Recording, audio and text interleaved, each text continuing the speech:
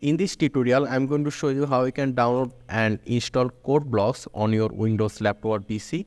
So in order to download CodeBlocks, you need to first come to this link, sourceforge.net/projects/CodeBlocks.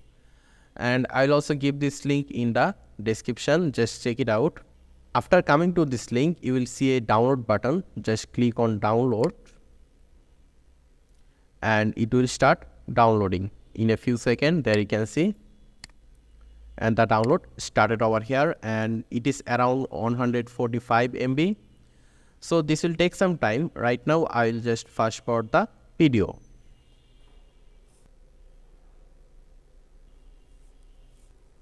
And here you can see the download is complete. So right now we just need to double click on this exe file.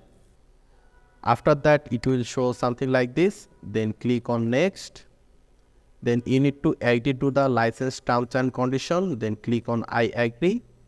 Keep it default. Then click on next. And here it will show where it will install the CodeBlocks. Now just click on install. So again, this will take some time. Right now I'll just fast forward the video again. And there you can see it is complete. So do you want to run CodeBlocks now? We'll say here yes. And it will open CodeBlocks. And if something like this appears, just click here, set as default. Then click on OK. Let me click here next and finish. And here we're going to choose yes, associate CodeBlocks with C and C++ file types. And click on OK. And there you go.